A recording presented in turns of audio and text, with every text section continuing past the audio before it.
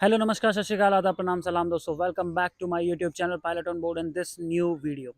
तो यार ये वीडियो में मैं बात करूँगा मेरे एक स्पेशल लाइसेंस की, जिसके एग्ज़ाम के लिए ना मैंने दर दर ठोकरें खाई थी और बहुत ज़्यादा टाइम में जाके वो क्लियर हुआ था। 7th अटैम्प्ट मैंने क्लियर किया था उसको, जो कि है रेडियो टेलीफोनी आरटी का लाइसेंस, ये पिंक कलर का, जो कि लड़कियों को बहुत पसंद होगा। उनके हिसाब से ये रंग है आजकल। पहले ये गत्ता आता था, अभी अच्छे से इसको देते हैं। इसकी हालत ऐसी है कि मेरे को बहुत संभाल के रखना पड़ता है। ये इसके पेज भी बड़े हल्के हैं, पर ताकत बहुत है यार इसमें। तो ये मेरा जो लाइसेंस है ये हुआ था मेरा हैदराबाद अटैम्प्ट में। अब स्टोरी क्या चालू हुई, पहले मैंने इसकी क्लासेस ली।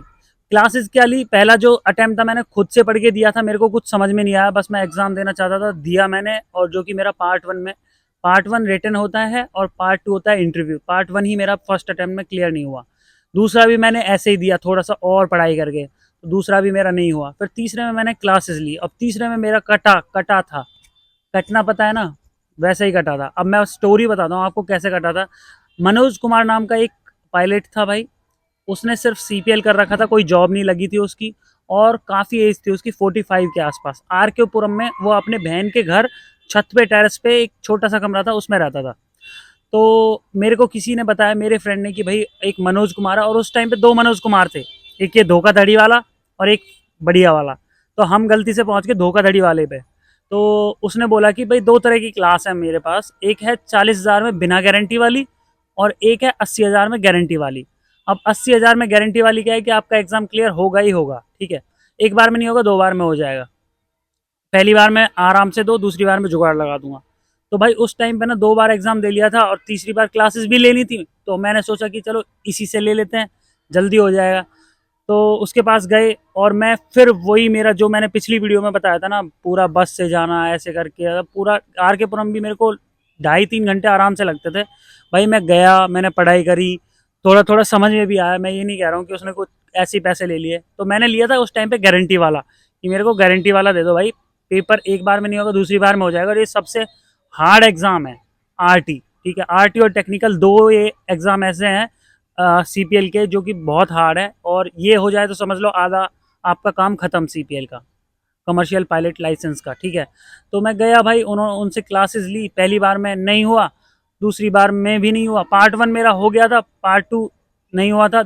और मतलब इनके पास दूसरी बार में मेरा पार्ट 1 हो गया था, पार्ट 2 नहीं हुआ था। अब मेरे पास हो गए थे 4 अटैम्प्ट, 4 बार मैंने ये पेपर दे लिया था। तो स्टोरी क्या थी यार, दूसरी बार में नहीं हुआ था गारंटी वाले में, उन्होंने बोला था कि पैसे वापस हैं पूरे, लेकिन मेरे को पैसा एक चवन्नी वापस नहीं मिला। अच्छा वाला कटा था मेरा, मेरे दोस्त का भी ऐसे कटा था, मेरे को एक चवन्नी वापस नहीं मिली, पेपर भी नहीं हुआ। तो फिर उसके बाद मेरे को पता चला कैप्टन रविंदर सहरावत आईएफए द्वारका में, जिनका जिनका इंस्टीट्यूट है भाई, बहुत डिसेंट बंदे। पहले उनका आईएफए नहीं था, वो किसी इंस्टीट्यूट में पढ़ाते थे, और काफ़ी ज़्यादा बच्चे भी नहीं थे, 15-16 बच्चों की मैक्सिमम क्लास होगी उस टाइम पे जब मैंने उनसे क्लास ली थी। और सच में ना, जो उन्होंने पढ़ाया सीधा दिमाग में बैठ गया। उसके बाद 3 अटैम्प्ट में मैं एक भी बार पार्ट 1 में कभी फेल नहीं हुआ।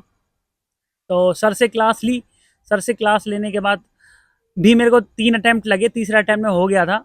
2 बार मैं उनसे क्लास लेता रहा, तीसरी बार मैंने खुद से उनके नोट्स पढ़े थे, हो गया था मेरा। तो भाई स्टोरी क्या थी कि हम गए थे कैलकाटा, तो हमारा पेपर वहाँ था। और वहाँ पे ना हमारे यहाँ के एक और कैप्टन, मतलब पायलट है, मेरे मेरे इलाके के। और मेरा एक और दोस्त गया था, और मतलब हम 3 दोस्त गए थे, मेरे दोस्त का भाई भी गया था। वो बस ऐसे ही गया था साथ में, वो सीपीएल नहीं कर रहा था, हम तीनों सीपीएल कर रहे थे उस टाइम पे। तो हम लोग गए, तो भैया को फ़ोन किया, उसका तो चाचा लगता था, उसने फ़ोन किया। और हमारे लिए क्योंकि एक बहुत नई सिटी थी ना वो, तो हमें अपने सेंटर का पता करना था कि है कहाँ।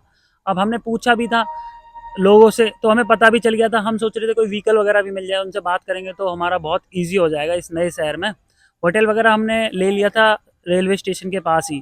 तो फिर हमने यार, इस बात को कंप्लीट करने से पहले एक और चीज़ बताऊं, चलो ठीक है, कर ही लेते हैं। तो हमने भैया को कॉल किया, उन्होंने बोला, और वो बहुत ही नज़दीक रहते थे यार जहाँ हम रुके थे ना। तो उन्होंने बोला कि ठीक है, मैं किसी से पूछ के बताता हूँ कि सेंटर कहाँ है।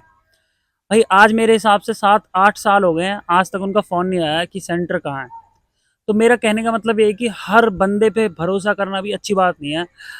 हमने उन पे किया, उन्होंने, और मेरे मेरे शहर में कोई भी मेरा कहीं का भी दोस्त आ जाए यार, या मैं फिर कहीं और बाहर हूँ, जैसे मेरा अभी कुछ दिन पहले कोचीन बेस था, और कोचीन में मेरे को एक भैया यहीं पे मिले, CISF में, जो एयरपोर्ट पे थे मेरी साइड के। तो कसम से ऐसा लग रहा था कि जैसे भाई मिला हो अपना।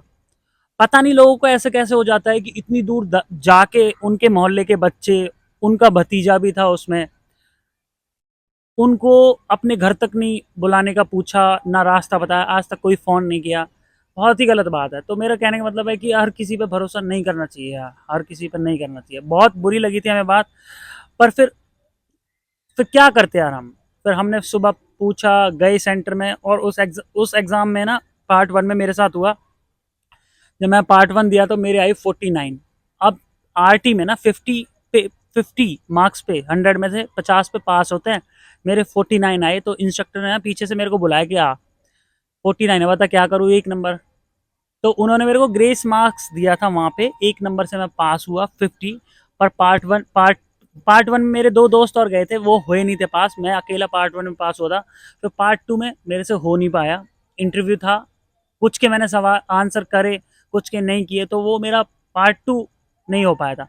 अगर आरटी में ना पार्ट 1 नहीं होता है ना क्लियर, अगर पार्ट 1 आपने क्लियर कर लिया, पार्ट 2 नहीं होता, तो अगेन जब आप एग्जाम दोगे तो पार्ट 1 फिर से देना होगा। तो ये स्टोरी है यहाँ की, ठीक है। तो भाई वहाँ पे नहीं हुआ, फिर मैं हैदराबाद गया। अब मेरा लास्ट अटैम्प्ट था, एक अटैम्प्ट और मैंने दिया था, मेरे को नहीं पता वो मुंबई था या दिल्ली था, याद नहीं है एग्जैक्टली। तो जब मैं हैदराबाद गया ना, तो हैदराबाद दिसंबर में था, और भाई दिसंबर में इतनी फॉग होती है ना नॉर्थ साइड।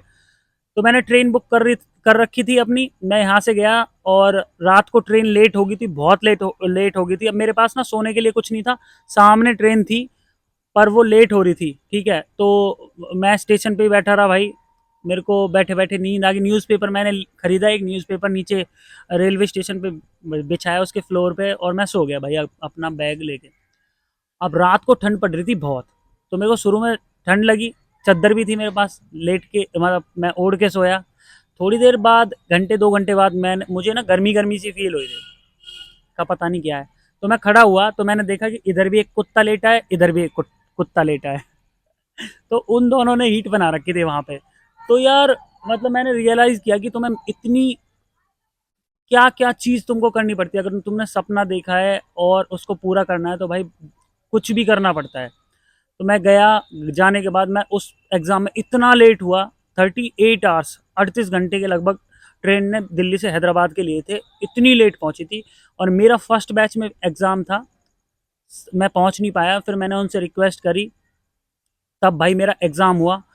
और उस अटैम्प्ट में जब मैं लेट था और पहुंच भी नहीं पाया था, दूसरे अटैम्प्ट में मेरा एग्ज़ाम हुआ, और मैंने क्लियर किया वो पेपर। इतनी खुशी हुई ना जिस दिन रिजल्ट आया था, मैंने खुद ने नहीं देखा, मेरे एक दोस्त है पटना का, तो उसने मेरे को फ़ोन किया था कि हाँ भाई तेरा आरटी हो गया है। बहुत सुकून मिला था यार। सबसे बड़ी बात है कि आप सिर्फ एक जगह ये पेपर नहीं दे सकते हो, होता क्या है ना, और एग्जाम्स के सेंटर्स आप खुद सेलेक्ट कर सकते हो, दिल्ली में देना है, मुंबई में देना है, या कहीं और भी। पर आरटी का क्या होता है ना, टर्न वाइज टर्न होता है, अब की बार दिल्ली में तो अगली बार मुंबई होगा, फिर हैदराबाद होगा, फिर दिल्ली घूम के आएगा, साल में 2 बार दिल्ली में होता है, अदरवाइज 4 जगह होता है, ठीक है। तो ये सीन था, पर हो गया था, और होने के बाद बड़ा सुकून मिला था। तो 7वें अटेम्प्ट में जाके हुआ था, और जिन इंस्ट्रक्टर ने मेरे को पढ़ाया था ना, तो उनसे मेरी बात हुई, ये सब बहुत मतलब इतना परेशान कर दिया, तो उन्होंने मेरे को बताया कि मेरा खुद 10वीं या 11वीं बार में हुआ था। तो सोचो, जो इंडिया का आरटी का बेस्ट इंस्ट्रक्टर है, उसका खुद का पेपर, खुद का एग्जाम आरटी का 7वीं 8वीं 10वीं बार में हुआ है। तो मेरा तो 7वीं बार में हो गया भाई। और मतलब फिर इस चीज़ से ये समझ में आया कि फेलियर फेलियर अगर आपकी लाइफ में हो रहे, तो ज़रूरी नहीं है कि आप ये काम नहीं कर पाओगे। फेलियर बहुत कुछ सिखाते हैं, मेरे को भी सिखाया, और हर बंदे को 100% कुछ ना कुछ सिखाते हैं यार। तुम्हें एटलीस्ट शुरू से तो चालू नहीं करना पड़ रहा है ना, ज़ीरो से तो नहीं कर रहे हो, तुम्हारे पास कुछ तो है ना, एक्सपीरियंस तो है। तो मैं तो यही कहूँगा, जो लोग मेरे से बार बार क्वेश्चन करते हैं सर जॉब होंगी 2025 में, 24 में, ऐसे बहुत सारे क्वेश्चन आते हैं। भाई देखो, अगर आपने दिल से सोचा है एक काम करने का, तो 100% जॉब से आपको कुछ नहीं लेना, जॉब तो 100% होंगी, बस आपको सिर्फ मेहनत करनी है, 100% जॉब मिलेगी आपको, 100%। तो यार ये स्टोरी थी आरटी की, बहुत इंटरेस्टिंग थी। और दिल से सुनाइए मैंने आपको, तो प्लीज़ लाइक करना। और एक सजेशन जो पिछले वाले वीडियो में मैंने आपसे पूछा था, मैं भूल गया था, वो मैं फिर से पूछ रहा हूँ। तो यार वो सजेशन मेरे को ये चाहिए आप लोगों से कि मेरे को कंटिन्यू व्लॉगिंग रखनी चाहिए या नहीं रखनी रखनी चाहिए, डेली टू डेली वीडियोस मैं बना सकता हूँ। अब मेरा ऑलमोस्ट सारी ट्रेनिंग ख़त्म हो जाएगी और फिर मैं फ्लाइंग पे रहूँगा, लेओवर्स पे रहूँगा ज़्यादातर। तो आप प्लीज़ मेरे को सजेस्ट करो कि मेरे को सिर्फ टेक्निकल वीडियोस बनानी है, जो जिससे आपकी हेल्प हो, वो भी मैं बना दूंगा आपके कहे से, या फिर मेरे को व्लॉगिंग करनी चाहिए, या फिर दोनों चीज़ करनी चाहिए। तो प्लीज़ कमेंट करके ना ये चीज़ मेरे को बता देना आप, और ज़्यादा से ज़्यादा कमेंट करना यार, ज़्यादा से ज़्यादा। जितने ज़्यादा लोग कमेंट करेंगे, जितने ज़्यादा लोग मेरे को सजेशन देंगे, मैं ईजिली डिसीज़न ले पाऊँगा। तो रिक्वेस्ट है आपसे कि आप प्लीज़ कमेंट करें, और अगर ये वीडियो अच्छा लगा हो तो इस वीडियो को कर दें लाइक, और अपने दोस्तों के साथ शेयर कर दें, जो एटलीस्ट जीवन में कुछ करना चाहते हैं उनको तो कर दें भाई, थोड़े से तो मोटिवेट हो जाएंगे। और मिलते हैं मेरे अगले वीडियो में। अगर आपने मेरे को सजेशन में आज बता दिया तो मैं 1-2 दिन में अपनी व्लॉगिंग फिर से स्टार्ट कर दूंगा। तो प्लीज़ यार आप कमेंट कर देना। And thanks for watching this video, thank you very much, take care, bye bye.